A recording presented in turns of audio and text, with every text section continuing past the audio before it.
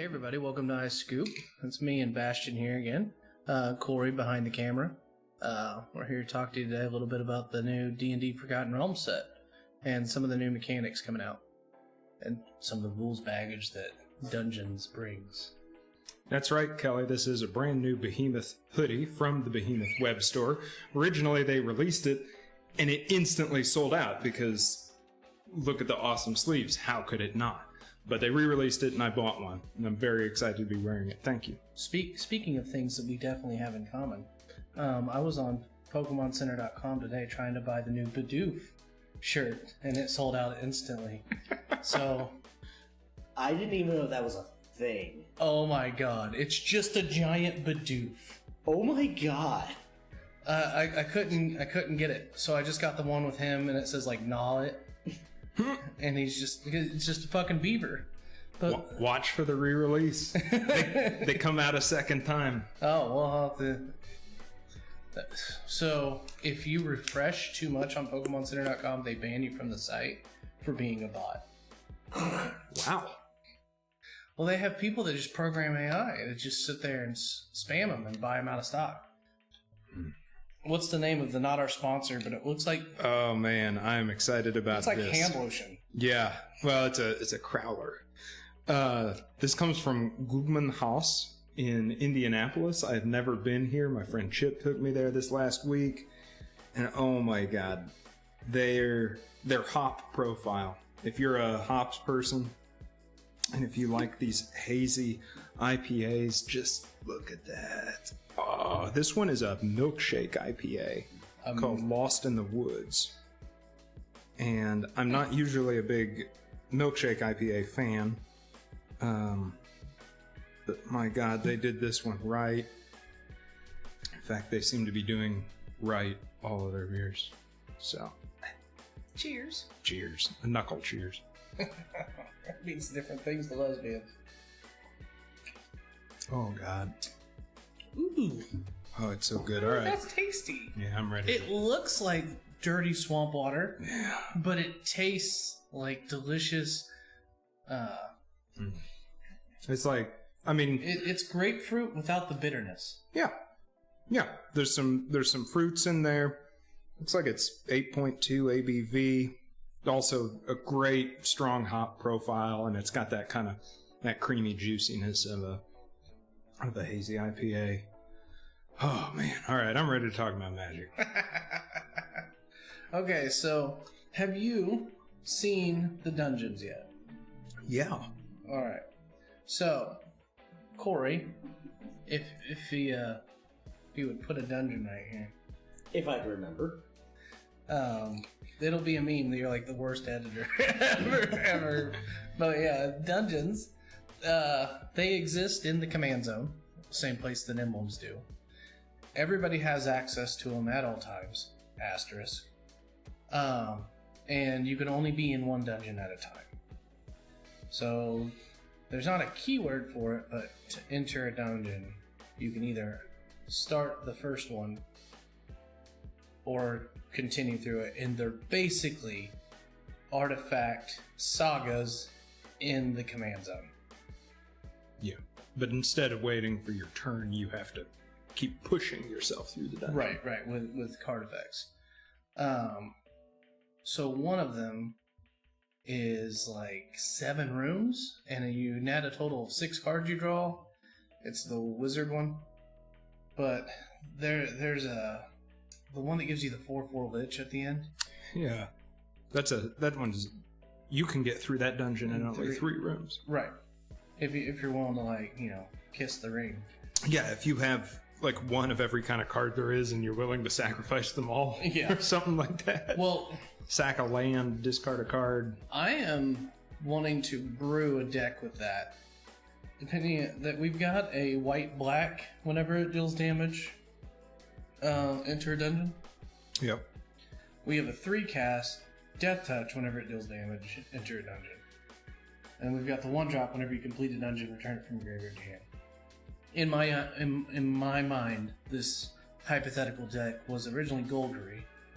Uses 4 Liliana the Veil, and then 4 of the new chick where a +1 is enter a dungeon. And so I'll get I'll kind of have 8 Liliana of the Veils, because I'll +1 and I'll go through that Lich dungeon. And we're both going to be discarding everything we have. But as I get through the dungeons, I'm going to get my 4 1-drops back. And then you'll have Bloodghasts. You can run the Border Post, so even if you're sacking your lands through the Pox effect, you still have mana, just by nature of the Border Post. With white, you get to run Flagstones of Troy Care, which says whenever it goes from the graveyard, from play to the graveyard, search your deck for basic planes. Yeah. Yeah. So there's ways for that deck to just grind through, and I love 8-rack style decks, but this one you don't need the racks to kill them. You just whittle them down with all your dungeon guys and your 4/4 liches. Sounds pretty sick. Yeah. There's a list somewhere there that has. I'm sure also there will be some additional payoffs. I mean, if you're running through the dungeon that many times, you'll have a lot of completed dungeons. Right. And we've seen at least a couple of cards that say, I think one of them counts the number of completed dungeons. I think so. Yeah. One of them just improves if you have completed a dungeon. Right. Oh, I was going to expand. I said asterisk, that everybody has access to them. So if it is a casual game, you get to call it however you want. But in tournaments, you have to have the dungeon cards in your sideboard. They do not consume a slot of your sideboard, but they do have to be there. So you have to have them in your 18-card sideboard. Right. Not in your game accessible 7-card sideboard or your between games 15-card sideboard, but in your just 18 extra cards that you carry with your 60. Now, why does that matter? Well, if you're any form of, I'm going to use your guy in Modern, your opponent might have Enter into Dungeon guys, especially if there's like this 2-drop Mythic that's pushed, and you can't use half of that card's abilities if you don't have dungeons. There's no consequence to having them.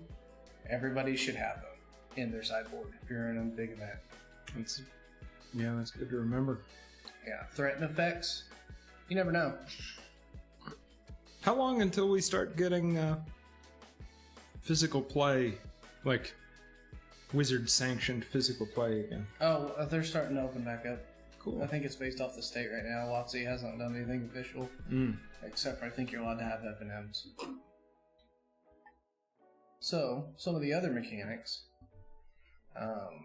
What is it? Group tactics. I think so. Whenever this creature attacks, if there's a total power of 6 attacking creatures, the total of all attacking creatures is 6 or more do this effect. And we've seen draw a card to creature gets +1 counter to each creature gets +1/+0 to making some more boys. Oh, and also, put a dragon from your hand into play. Yeah. You see that turn 2 standard win? No. I forget the guy's name, but if you've attacked with it's a group enough tactic. creatures to where total power is 6 or greater, put a dragon into play, which you would pump this guy with what card is it? It gives like +3/+2. It's a red spell, +3/+2. Infuriate? Until end of turn. Okay. So do that to him twice, and then put Minion of the Mighty. Yeah, and then put the dragon from Theros that says all creatures you control get double strike until end of turn when he comes in. 22 damage turn 2. Wow. Yeah. And the little 1-drop dude has Miss. Oh my god. I'm sorry, Menache. Yes. That's awesome. So, another thing that they're doing that is not... So, I think it'd be cool if it stuck around. I really do. The flavor titles. Yeah. So, you know how, like... Gingerbread Man. How he has... Can't be blocked except for by creatures with haste. Mm-hmm. And that is the mechanical representation of run as fast as you can. You can't catch me, I'm the Gingerbread Man, right? So, in this set, they're doing flavored words for what the ability is. So, like on this, the Black Staff of Waterdeep, it's a 1 blue legendary artifact. It has Animate Walking Statue. That's the name of the ability, but it's not a keyword name. It's a flavor name. And it's colorless and a blue, tap it. And then target non-token artifact you control becomes a 4/4 artifact creature. For as long as... Like, that card's good. There's a modern deck built around that ability. And it's an artifact, and it's a 1-drop. That card's awesome. So what you're saying is that instead of having keywords, they have descriptions. Yes. Okay. Huh. But that's the only one in the set that'll have that. That's cool. Yeah. Yeah. So a creature could have, like, beat creature up. Right. And it'll just say beat creature up, and then you pay a green, and it deals its power and damage. Yep. Nice. And then we got Gelatinous Cube, which has both Engulf and Dissolve abilities. Which I am not from D&D. I would imagine those are some of the attacks that the Gelatinous Cube does is it kind of engulfs things, and then it dissolves them. Yeah.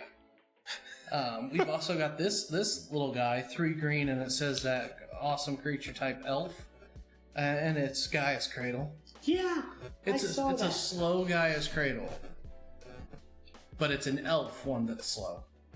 Yeah. Don't elves already have enough of that effect? Yeah, exactly. I thought elves were making enough mana these days. Yeah, well, they figured we needed a better priest at Titania. Man, I fought a lot of elves this month in the historic ladder. Yeah? Yeah. My condolences. I'm thinking about joining them. I feel like I'm the only Merfolk player in this story. Yeah. I played a little bit of Merfolk, and I felt like sometimes it was just the strongest deck.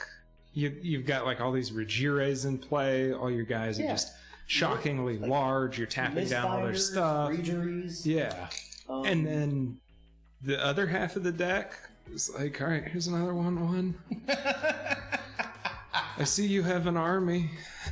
Next turn, I'm gonna play a 1/1.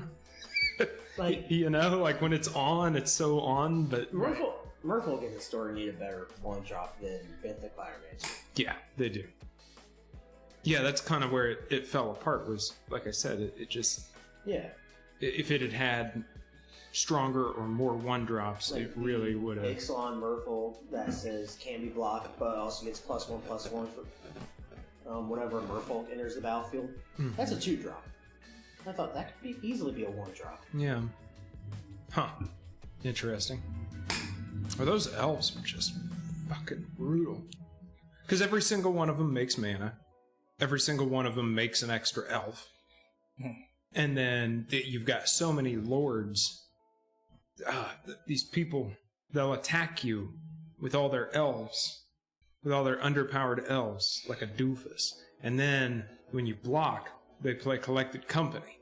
Oh my god. And you just get random lords? Well, that's the thing, is like, that should be who the fuck cares, because it's collected. I mean, it's an awesome card, but it's random. Except that then they're always just like, here's 2 lords. That's 2/3 of the deck is elf lords, so. That's the card I need to get for my Merfolk. Coco? Yeah. Coco Merfolks.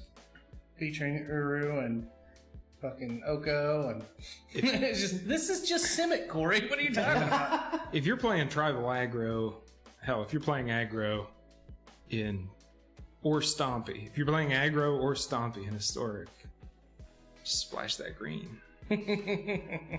Collect that company. Yeah. No reason not to. Have you seen this cycle of lands that we're getting? They're like fast lands, but they're monocolored. So if you control 2 or more other lands, whatever its name is, there's 1 for each color, enters the battlefield tap. Tap for 1 of each color. But they all have an activation cost that becomes creatures. They're man lands. Monocolored man lands. But the blue one this set makes a 7/7 giant. Oh. What's the activation cost? It's like 8.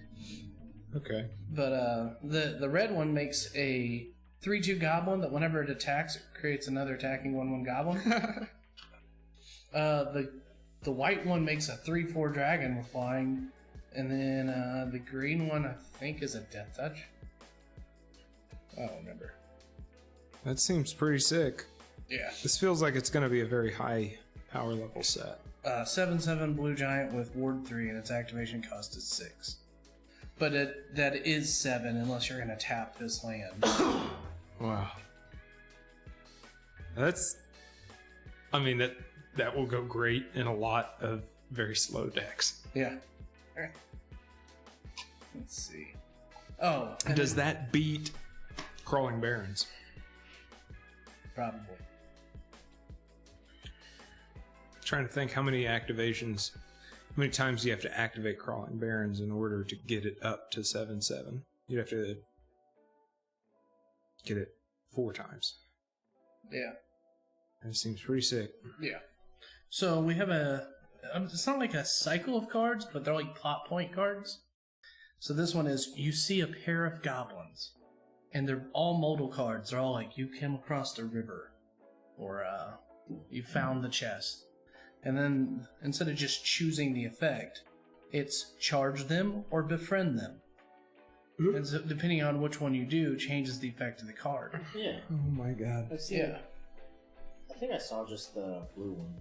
Yeah. There's you come across a stream,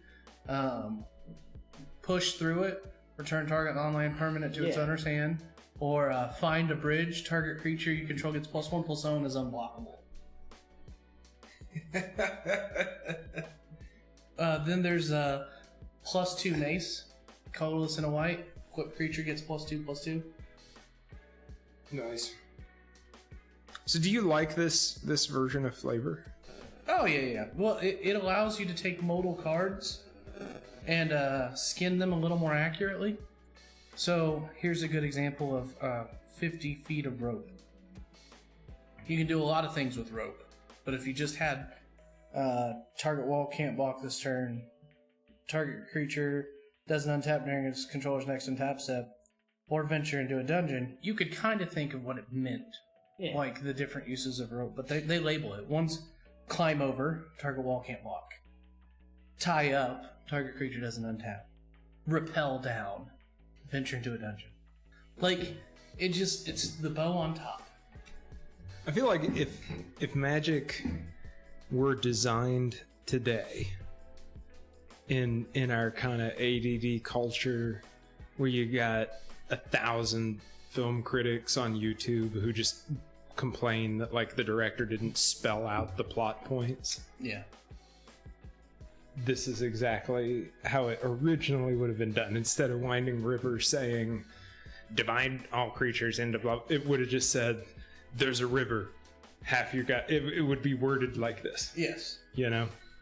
But the templating, it's cool. Like, we got this Dawnbringer Cleric, which these are the kind of cards that are great in Best of 1 format, because you don't have the sideboard anymore, because every card's 3 cards. Yeah. So when it's ETBs, choose one. It's a Cleric. Cure wounds, dispel magic, or gentle repose. So you gain 2 life, destroy target enchantment, or exile a target card from a graveyard. You hear something on the watch. Rouse the party or set off traps. Like, there's just so many cool little things. I like them. Oh yeah. I mean, it's worded just like Dungeons and Dragons. I mean, that's how this goes in your game. Well, and they've got the flavor text on the basic lands. You come across the serene landscape, shit like that. That's awesome. This card I like. Oh, go ahead. Well, I was just going to say that was something that I have kind of always done with Magic anyway, is I think one of the fun parts of the game is trying to piece together all of these disparate card names. We have such great card names, but trying to picture like, okay, wait. We got 2 mages fighting, 2 planeswalkers fighting, and they are using this little goblin with a grenade strapped to his back on one side. Someone else has a disinformation campaign. I mean, someone's like creating political strife, and then someone got baked into a pie. Like, you know what I mean? Trying to piece together that story, you're given these fascinating elements, maybe even more fascinating in the idea that this was part of the same fight. Like, one guy was like, I'm gonna hire this this bog hag to start baking up all my all my opponent's creatures. Meanwhile, your opponent is like, never mind any of this. I'm just gonna go slowly crack the ice over the ocean until Merit Lodge bursts forth. Like, I'm just gonna summon Thulu, Right. and pray that I'm still alive when it gets here. You know, It was that guy that woke you up. Yeah. So I always, that's something I always loved, and there was also always, I guess I feel kind of both ways about this part. There's always something fun in figuring out what the card does. Right. Okay, why was it flavored this way? Oh, because he's the king of the goblins, so he, you know, his presence strengthens the other goblins. That's kind of an obvious one. Fire breathing. Fire breathing's a big flavor win. Yes, you know? it is. The more heat that comes in, the more that blasts out.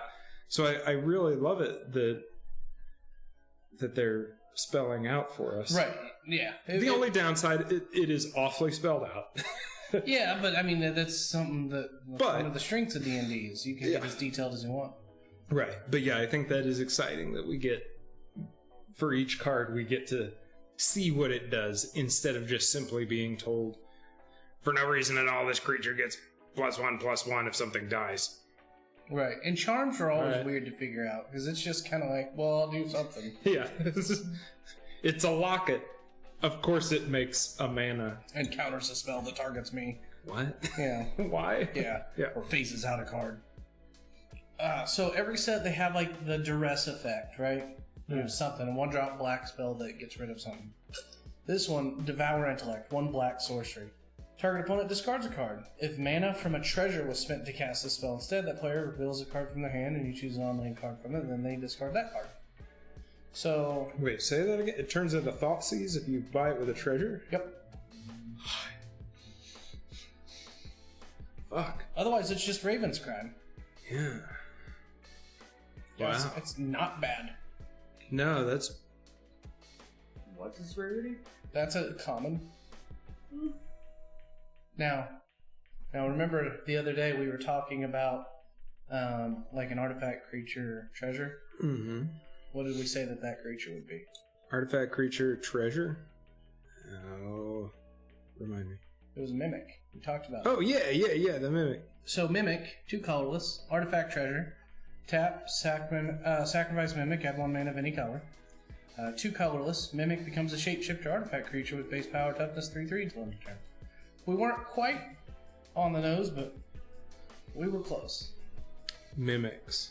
Yep. In D&D, are you familiar with the mimic? Yeah. Okay. In case anybody's not watching it, it's always like a treasure chest or something. Or a chair. Or a chair that just bites your ass or bites your hand, or it's a door and it just eats you when you walk in. They're my favorite Dungeons and Dragons joke.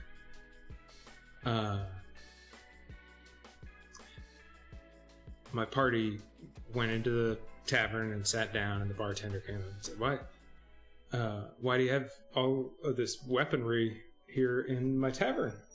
And we said, mimics. We laughed, the bartender laughed, the table laughed, we killed the table. It was a good time. Right. Cute. So you've played D&D. We're going to add a laugh track into that. There's a funnier joke than I got credit for with these few mics and people in the room. Right. And we got Corey putting another dungeon here for no reason. Two dungeons, 1 laugh track.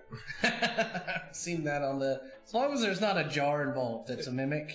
True. If we could get some applause for the behemoth shirt, too. You're going to have to pay Corey extra for this one. Yeah, I forgot I got to pay him. Jesus. What happened to good old-fashioned exploiting people's labor? I thought this was America. Jesus.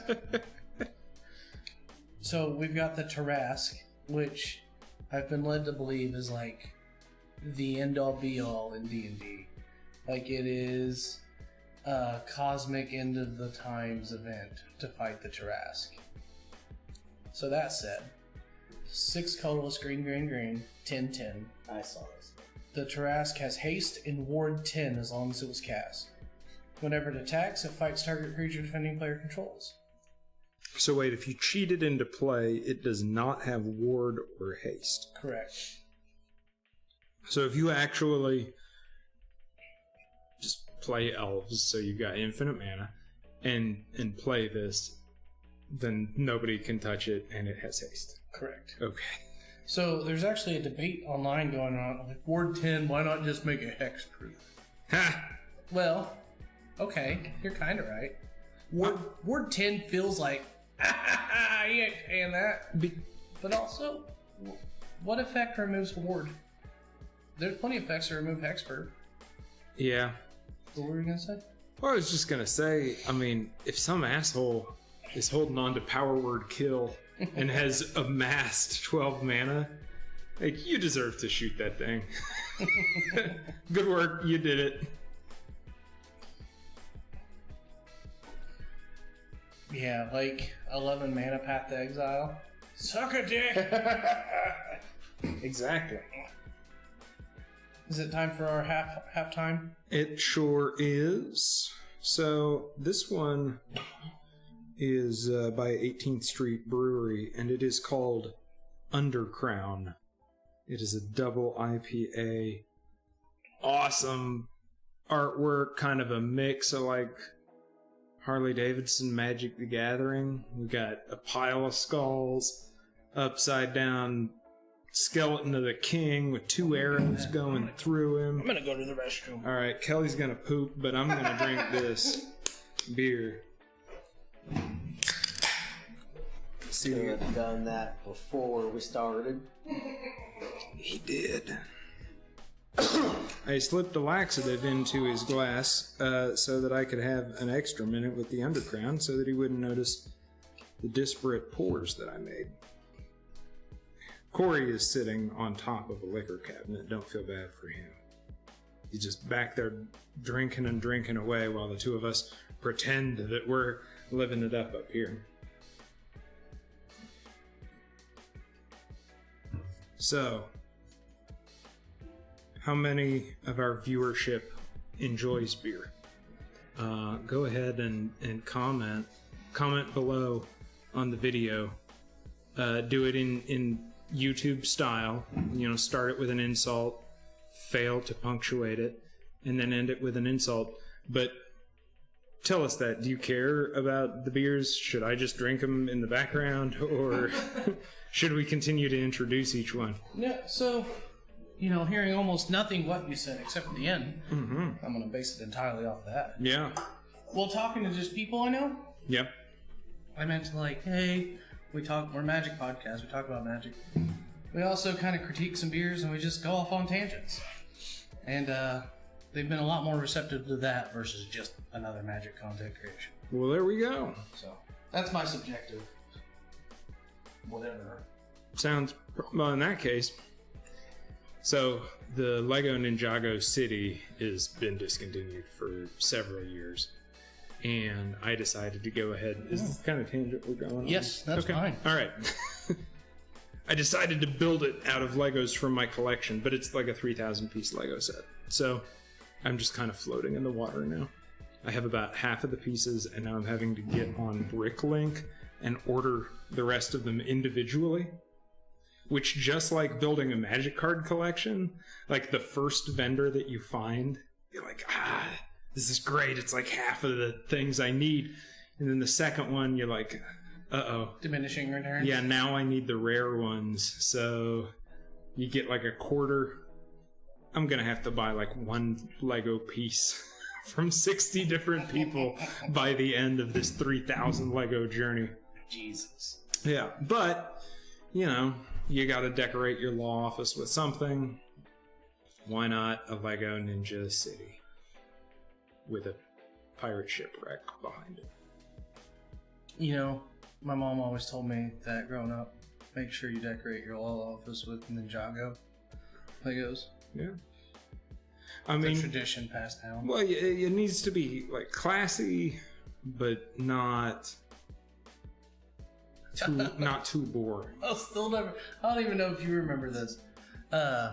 This was, I think, Grace at Arms era.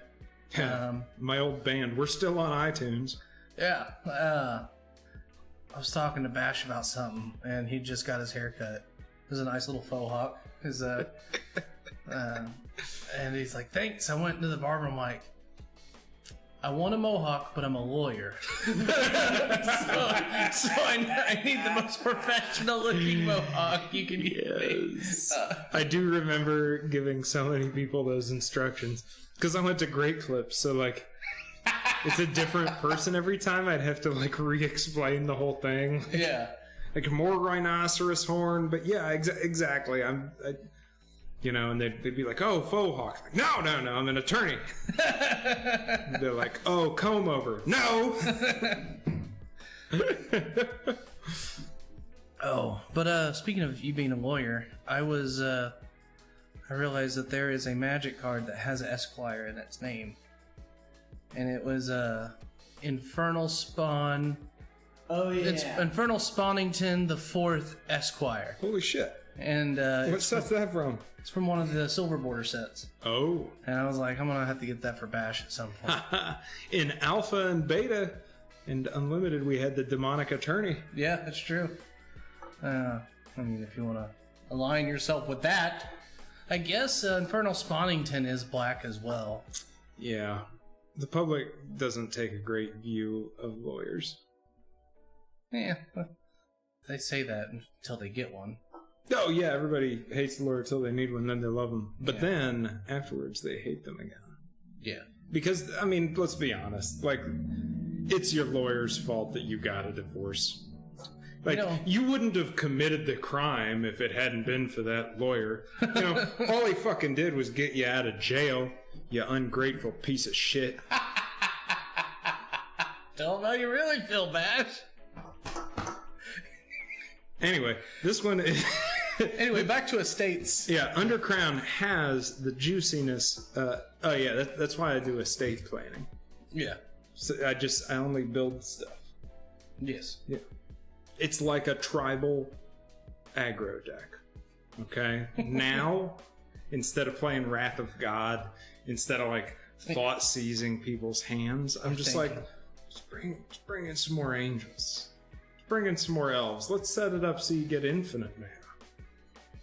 So, speaking of type of aggro decks that would make you think. Yeah.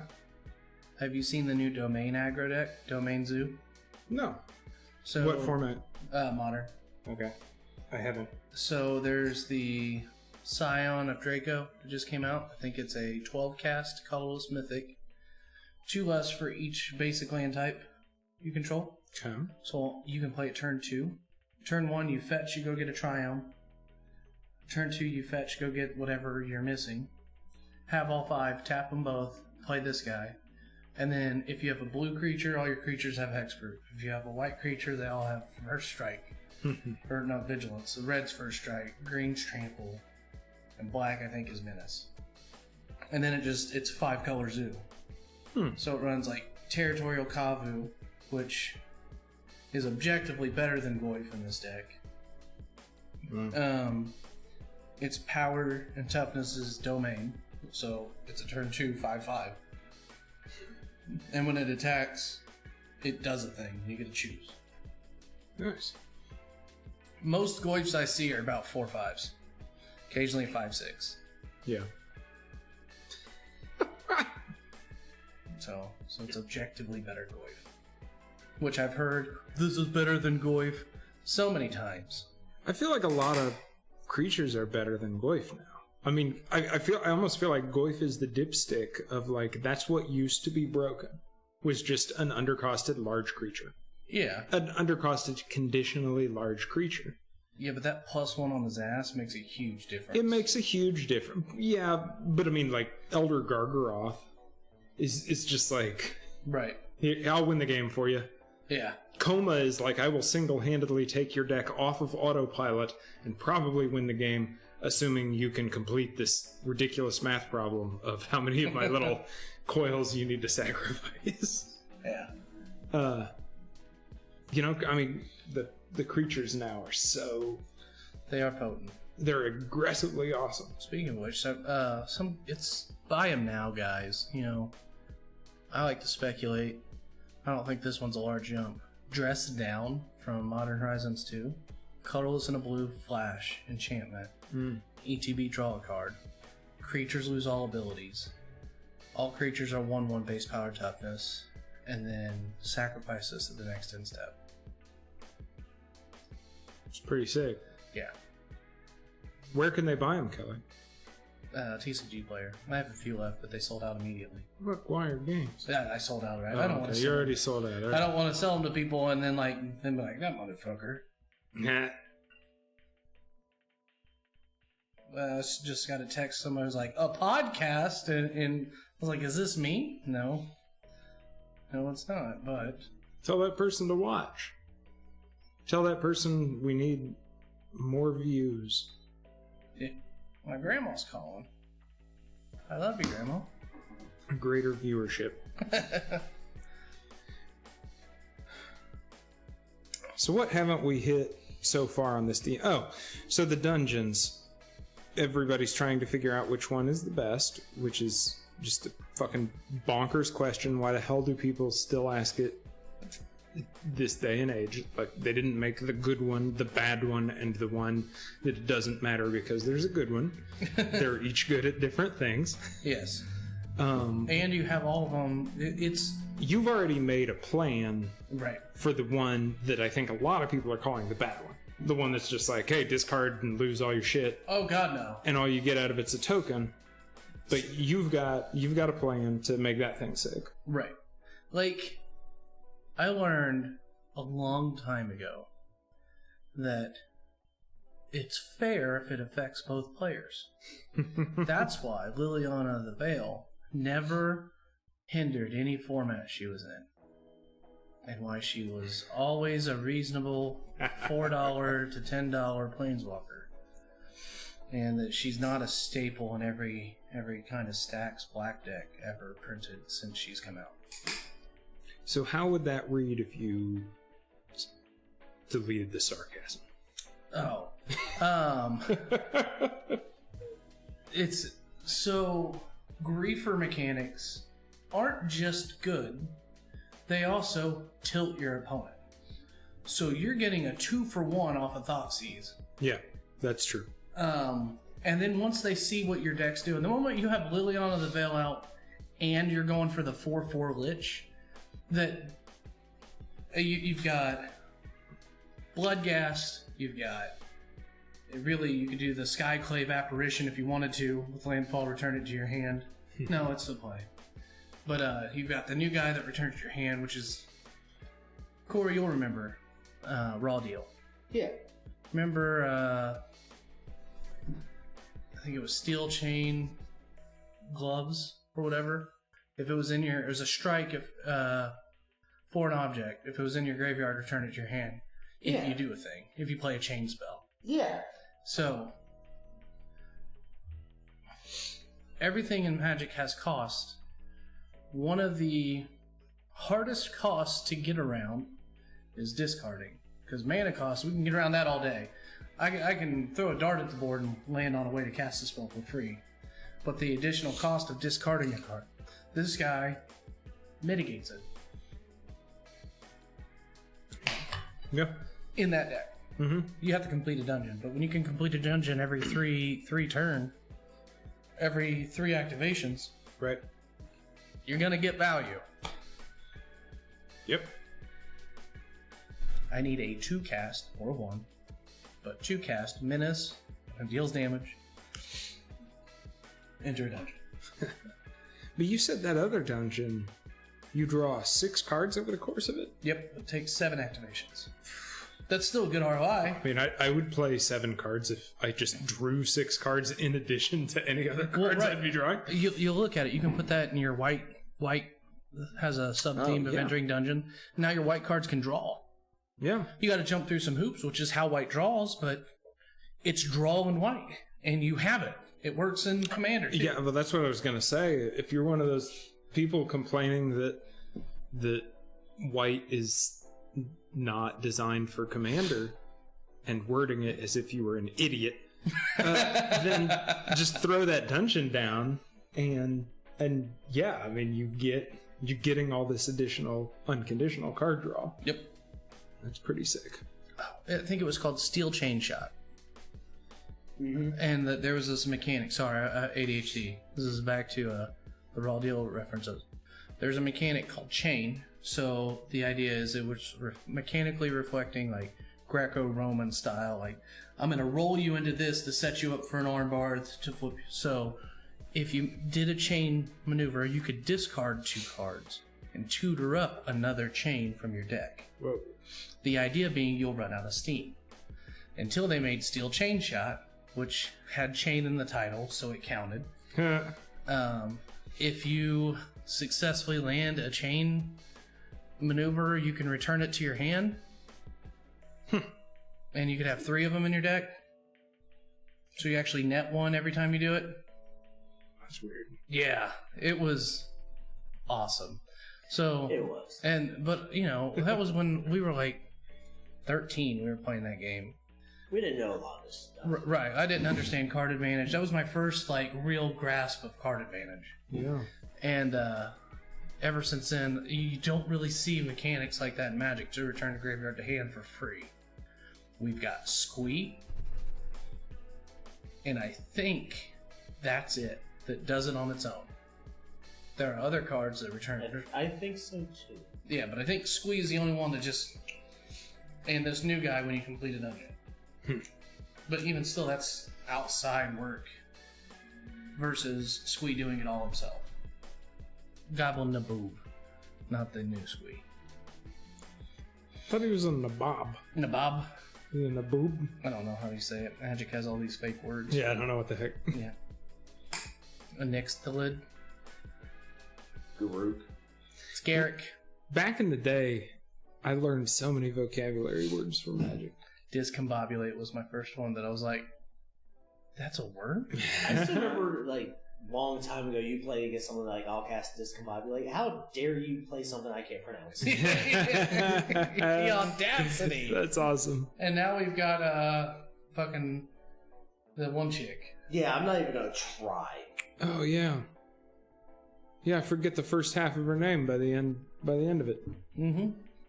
I just call her Asmo. That works. The cook. Yeah. That cook lady. That evil cook. That bitch. There's people making food tokens with bread because she's cooking you. Oh. So they'll make 2 pieces of food, so 2 breads, and then they'll like sandwich your creature and throw it in the graveyard. Oh dear. Oh dear. Yeah. Well, I like it. So do I. So there's a few more cards that we haven't even talked about. Beauty's in the Eye of the Beholder. So we've got Xanathar, Guild Kingpin, and this guy just feels like he's straight out of Dimir. 4 colorless, blue-black, legendary creature, Beholder. At the beginning of your upkeep, choose target opponent. Until end of turn, that player can't cast spells. You may look at the top card of the library anytime. You may play the top card of the library. You may spend mana or mana of any color to cast spells this way. This guy goes straight into Sin Triplets. Yeah, he does. Are you familiar with Sin Triplets? No, I'm not. 4 colorless, white, blue, black, legendary artifact creature. I don't know what they are, what their type is. Doesn't matter. At the beginning of your upkeep, choose target opponent. You may look at their hand. You may cast spells from their hand as if they were yours. Oh. They can't play spells this turn. So imagine a 4-player group. I've got Beholder locking you down. Sin Triplets is going to choose Corey. You got one person like, you better be able to interact because they can't, and I have 3 people's resources to interact with. Ugh. That's nuts. 2 an Esper. 2 white, blue, black. Okay. 3/3. Game of upkeep. Choose target opponent this turn. That player can't cast spells or activate abilities and plays with their hand revealed. You may play lands and cast spells from that player's hand this turn. Yeah. And both of them let you play lands from your opponent, which I slept on. Playing your opponent's Can you land. use their mana to do it? No. But No, you you have to- can play their lands and then use that way. Oh, Okay. Yeah. Ooh, So, nasty. Corey, we were playing a game, and I had tagged him out. I think it was you. Maybe it wasn't. So, Cassima, and how she's got the boat. Mm-hmm. The boat is a colorless blue, legendary artifact vehicle. 3/3, crew 1. Whenever it deals damage to an opponent, they exile the top X card of your library, where X is how much damage you dealt. You can play lands exiled this way. You were asking before this started, if Mana Screw can just totally ruin a game of Commander for you. Yeah. So I kept with 1 mana in hand, because I'd already mulliganed, and I didn't want to go to 6. I would rather just spike keep just to get the game started. I drew a land turn 1. I'm like, okay, I've got nothing, but I can play the boat. If I get a thing out, maybe I can get going. So, turn 2, I play the boat. Turn 3, I draw Jace, Prince Prodigy, which is like a Planeswalker, but he has power and toughness. Except for Jace, Prince Prodigy, I think has 0 power. Yeah. French prodigy. Vrens. Oh. That's his plane. Ah. So I got him out, and I'm like trying to loop into something else. I think I got some 1-drop spirit out. It didn't matter. I was able to crew the vehicle. Turn 5, I have 2 lands out. I thwap somebody that's got no blockers. They exile a land. Play my land. So I've got 3 lands out. I'm like, okay, cool. But they didn't have any more lands. So that next turn, I attacked somebody else that was open. They had 2 lands exiled. So I was able to, with a handful of gas, use my opponent's resources. And that was so good. Like, obviously it's cool when you use other people's stuff, because you're 2 for wanting them. You're like, I'm gonna have it, and you don't. But, man. Kinda like how the other day I was playing a match with like Johnny, Ricky, and Kim. Yeah. Kim decided to play Edgar. Okay. So, okay, I'll just play mine. That way you can see some of the spice I have in here. She ulted Sword and Solemn Visitor. Okay. At the beginning of each opponent's upkeep. But at the beginning of each opponent's upkeep, they sack a creature. Oh, okay. I had Captivating Vampire out with enough vampires to just start taking shit. So I was like, okay, Kim, you get him off. I'm just gonna keep taking your stuff. That way I can kill it. Yeah. I was like, I'm not sacrificing my stuff. I'll sacrifice your stuff. Captivating Vampire is the magic interpretation of the I can coerce you to join me. He gives all other vamps +1/+1, and you can tap 5 untapped vampires, gain control of target creature, and it becomes a vampire in addition to its other types. Nice. Yeah. So that's a nice Yohini you have over there. It'd be a shame if I just took control of it at the end of Ricky's turn. That way I can just sack it off. So if Captivating Vampire came out in the new D&D set, it would have an ability called... It'd be like Beguile or something. Yeah. Mm-hmm. Beguiling Glare. Beguiling Gaze. Yeah. Let's see, what are some other cool cards? I already talked about the Guy's Cradle. This is an interesting thing. They're getting ballsy with tokens. You know, you can cast a Black Lotus spell, get a copy of it. Yeah. But now we've got Icing Death, Frost Tyrant. 2 colorless, 2 white, legendary creature dragon, 4/3, flying vigilance. Whenever it dies, create Icing Death, Frost Tongue, a legendary white equipment artifact token with equipped creature gets +2/+0. Whenever equipped creature attacks, tap target creature defending player controls, and equip it to. So it makes an equipment. So I thought that was neat. Yeah. It would be funny if it just said tap target player. Yeah. But the one last thing we haven't talked about is Black Border can now roll dice. Yeah. And it's a D20. I mean, for the D&D set, how could you not? Right. So we've got Treasure Chest, which this is where they I spoil. see. This card's fun. 3 colorless artifact. Pay 4, sacrifice it, roll a D20. If you roll a 1, it's trapped. You lose 3 life. Critical miss. Nice. 2 through 9, create 5 treasure tokens. Wow. 10 through 19, you gain 3 life and draw 3 cards. Or if you critical hit, 20, search your library for a card. If it's an artifact card, you may put it on the battlefield. Otherwise, put it into your hand. Nice. Then shuffle. Nice. But we've gotten a lot more die roll cards today. Yeah. There was one I thought I saw, like, roll a d20 and subtract that number from the amount of cards in your hand. The deck of many things? Are you familiar with the deck of many things? No. So I don't play D&D, so disclaimer. You help me in the comments if you want. If I get this terribly wrong, educate me. I'm fine with that. But the deck of many things is something that you do just for a last little fuck it for your campaign. Like, it either nukes your party or they don't have any more challenge. Like, if you get wish, you literally can make a wish. I wish all evil is gone from this realm. Okay, cool.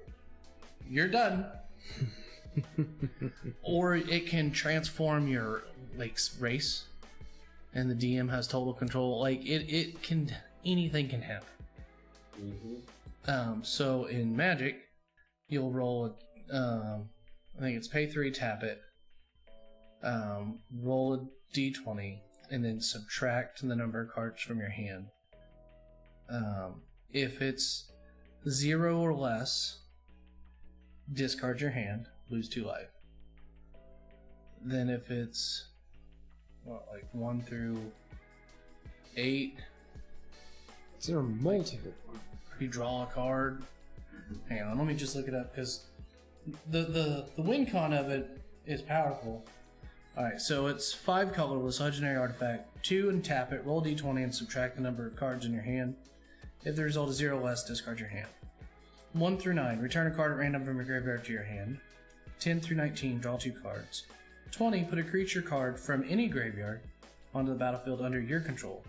When that creature dies, its owner loses the game. So I can grab your selfless spirit from your graveyard, Corey, and then I can sack it to say, all my creatures are indestructible until end of turn. You die.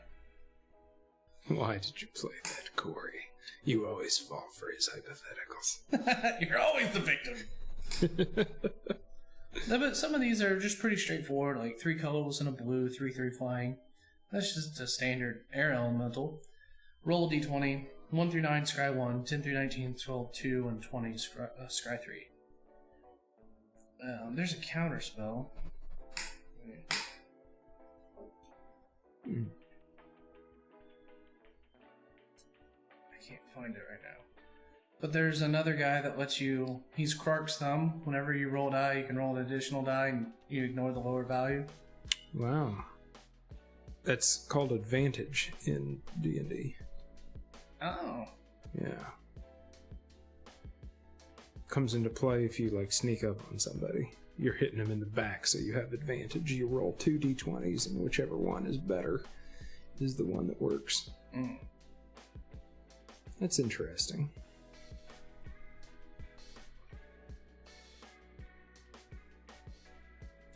Speaking of rolling dice, my friends had all these childs, and one of the childs wanted to play Dungeons and Dragons, so they asked me to set up an adventure for the kids. And the biggest thing when you're setting up a D&D adventure is you always have to bear in mind that your players are idiots.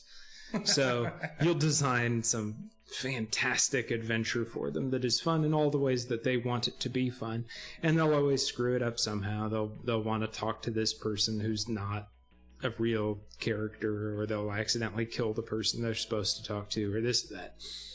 And apparently these kids, man, I did it all. I made this treasure map. It had like all sorts of stuff on it. I had a main story and I had a couple of side quests. All they wanted to do for the 2 hours that we played this game, it was Haggle Simulator. They would just go to the general store and just start bothering the clerk. Can I buy 50 feet of rope? Yeah, it's 20 gold. Can I get it for 13 gold? No. I want to intimidate the store owner. All right, give me a roll. Critical hit. Natural 20. God damn it. All right. He sells you 200 feet of rope for half price. Good. Can I buy a broadsword for 30 gold? No! Go on an adventure. Mm-hmm. But they rolled well, and so they were able to intimidate this poor general store owner repeatedly. Poor hypothetical salesman. Yeah. So I was wrong. It wasn't a roll d20 card. It's 2 colors and a blue instant counter target spell venture into a dungeon. Which can be cryptic command. What did you say it was? It was counter target creature or planeswalker spell venture into a dungeon. Creature or planeswalker, and what's the cost? 3, 2 colors and a blue. But so it's cancel, but for creatures and planeswalkers. Yeah. And you venture. So presume if you're doing that card draw one, it's probably something like draw a card and counter a spell, which can be good. But even if it's the one that I like, counter target creature spell and each player sacrifices a creature, that can get oppressive. Oh yeah. Counter your creature and everything is fucked. So we got another planeswalker that was revealed. Zariel, Archduke of Avernus. 2 colorless, 2 red. 4 loyalty. +1. Creatures you control get +1/+0 and gain haste until end turn. 0. Create a 1/1 Dread Devil creature token with when this creature dies, it will damage any target. Or -6. You get an emblem with at the end of the first combat phase of your turn, untap target creature control. After this phase, there's an additional combat phase. Getting just for that roll. Yeah, it's pretty solid. Obligatory. It comes in and can ult off doubling season, which, I mean, that's in terms of commander. You have to be able to do that for the planeswalker to be broken. So, what is it? Tamio, the Moon Sage. She's got an ult that is that gives you an emblem that's omniscience and draw 3 cards. But it takes a few turns to tick her up. But she comes in at 4. It's -7, so she enters with doubling season. No, it's -8. She'll enter in with 8 with doubling season, and you just kill her off immediately to omniscience. Nice. But planeswalkers are just broken in general. A lot can be. I mean, that's kind of the idea, is there's a third player. Yeah. It's still, it becomes more watch the machinations take place versus war spell slinging. Yeah. Yeah, that's true. Okay. Well, do you have any final thoughts you want to go over? Not to cut it short, but we're getting close to that time. You know? Anything Ninjago related? No. No. Anything about Jumpstart being back on Arena?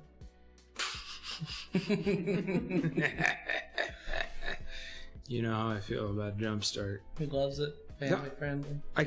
I've played several now, and I just don't fucking like it. I mean, it is supposed to be that these decks, you get, 2 packs and you put them together and you got a deck.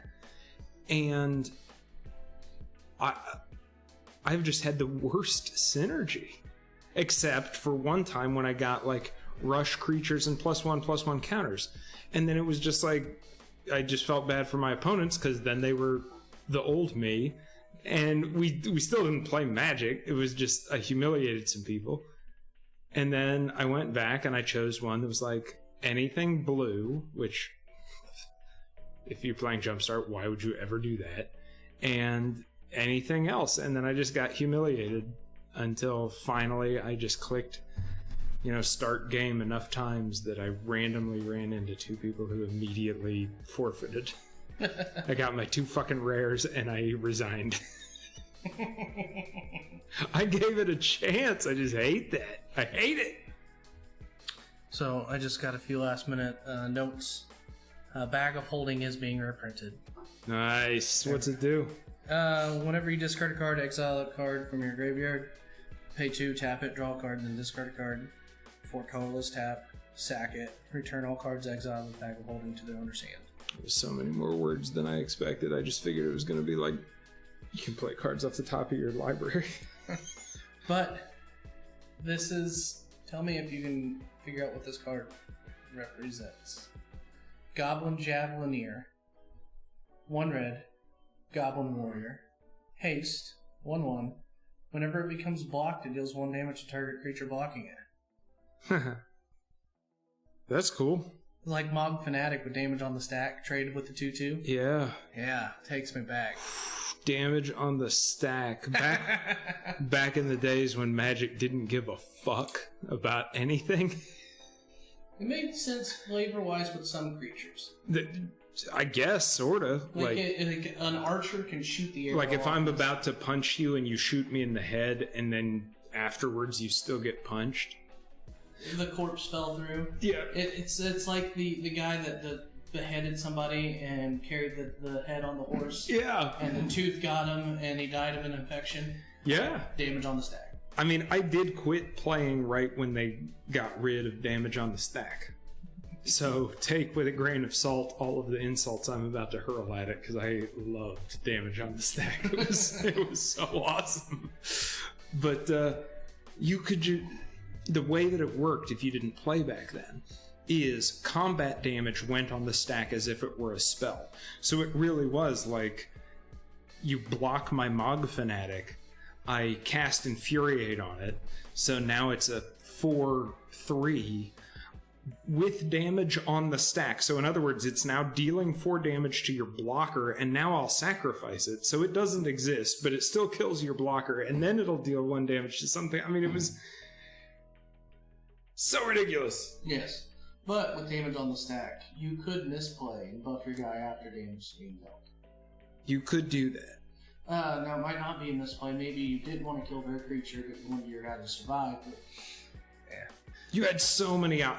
The reason that I liked it is, even though it was ridiculous from a flavor perspective, it added an incredible layer of depth to the game. And the reason that I've always liked Magic was the insane depth, was the amount of just stuff you can do, the number of math problems that you and your opponent can just like fight through until finally somebody did enough addition the best, and damage on the stack let you do that. Now, you still can kind of do shenanigans. If the creature has first strike, there is a damage calc and a priority check between first strike damage and regular damage. Yeah, there are still ways to do it. I mean, if your Mog Fanatic has first strike, you can still deal the 1 and then sack it. Magic could stand to lose that complexity, and it would still be a shockingly complex game. A startlingly complex game. A pants-shittingly complex game. Shittingly. Alright, but I think we're going to wrap it up. If there's nothing else we want to talk about, I think we'll call it. Corey, anything? Alright, well that's it for this game. We'll see you next. iScoop.